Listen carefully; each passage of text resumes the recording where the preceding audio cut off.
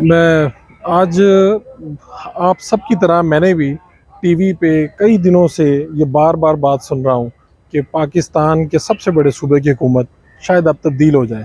نئے army chief تو تبدیل ہوئے ہیں، کیا نیچے صوبائی حکومتوں میں بھی کوئی تبدیلی آئے گی؟ اور اس کے ساتھ ساتھ صوبائی اسمبلیاں تحلیل کرنے کا اعلان کیا ہے عمران خان صاحب نے۔ دو صوبائی اسمبلیاں ان کے کنٹرول میں ہیں، ایک کے پی کی اور پنجاب کی۔ تو اسی سوال کا جواب تلاش کرنے کے لیے آج میں پاکستان مسلم لیگ نون کے مرکزی دفتر کی طرف آیا۔ آج یہاں پر پیپلز پارٹی کا وفد بھی آیا آصف زرداری صاحب کے کچھ پیغام لے کے، اور یہاں پہ اپوزیشن لیڈر اور وزیر اعظم صاحب کے صاحبزادے حمزہ شہباز بھی ابھی بھی کسی پارٹی میٹنگ میں مصروف ہیں۔ یوں لگتا ہے کہ پاکستان مسلم لیگ نون اور پیپلز پارٹی اور باقی جو ان کی اتحادی جماعتیں ہیں، یہ مل کے کسی نہ کسی بندوبست کا پلان کر رہی ہیں۔ میں نے یہاں پہ کچھ رہنماؤں سے بات کی تو ایک رہنما نے تو بڑی یقینی، میں نے ان سے پوچھا کہ آپ کے پاس آپشن کیا ہے؟ یعنی اسمبلیاں تحلیل عمران خان صاحب کرنے جا رہے ہیں، گورنر آج آپ نہیں لگا پائیں گے، اگر لگائیں گے تو کورٹ سے آپ کو یہ حکم واپس لے لیا جائے گا۔ ایک آپشن ہے کہ آپ عدم اعتماد کے ذریعے وزیر اعلیٰ کو ہٹائیں، لیکن اس کے لیے نمبر ناکافی ہیں۔ تو آخر آپ کریں گے تو کریں گے کیا؟ سب سے پہلا تو جو انہوں نے مجھے جھٹکا دیا وہ انہوں نے کہا کہ 7 دسمبر سے پہلے وزیر اعلیٰ ہمارے اپنے ہوں گے۔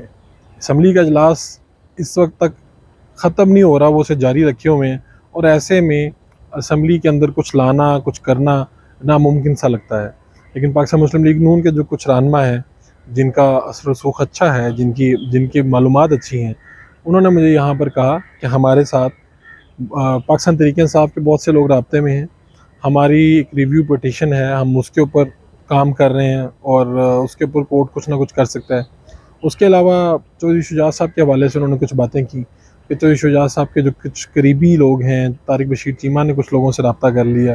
پاکستان تحریک انصاف کے وہ لوگ جو ناراض ہیں، جن کو کچھ ملا نہیں ہے، ان میں خواتین کی ایک تعداد شامل ہے۔ تو بلکہ جس رہنما نے مجھ سے بات کی، انہوں نے تو پھر آن ایئر بھی کہہ دیا کہ میرے ساتھ ہی کہ کچھ 3 سے 4 ممبر تو ذاتی طور پہ میرے ساتھ رابطے میں ہیں، جن کی بہت سی توقعات تھی جو پوری نہیں ہوئی۔ تو میں نے ان سے پوچھا کہ اب آپ کو جو ووٹ کرے گا وہ تو نااہل ہو جائے گا جس طرح پہلے 25 لوگ ہوئے ہیں؟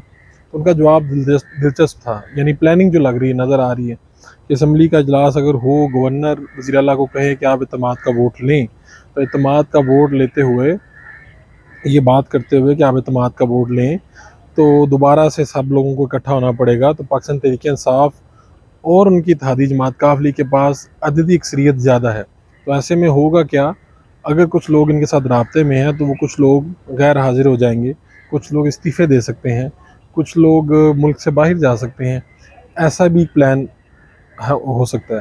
اس کے ساتھ ساتھ پیرالل یہ عدالت کے اوپر بھی کہیں نہ کوئی پریشر ڈیولپ کرنے جا رہے ہیں، تاکہ جو ان کی ریویو پٹیشن ہے اس کے اوپر، یعنی پارٹی ہیڈ والا جو معاملہ ہے، اس کے اوپر شاید ان کو کوئی ریلیف مل جائے۔ بہرحال کچھ نہ کچھ تو ایسا ہے کہ 180H مائل ٹاؤن کا یہ آفس، جہاں پر پچھلے کئی دنوں سے رونق نہیں تھی، کچھ دنوں سے اب رونقیں یہاں پر آباد ہو چکی ہیں۔ یعنی کوئی نہ کوئی ایسا بندوبست، کوئی نہ کوئی ایسی یقین دہانی، کچھ نہ کچھ تو اس ہوا میں، کچھ نہ کچھ تو فضا میں چل رہا ہے، جس کی وجہ سے یہاں کے لوگ پورے اعتماد، خوش اور مطمئن دکھائی دیتے ہیں۔ اپنے میزبان فرخ اجازت دیجیے، اللہ نے کے بعد۔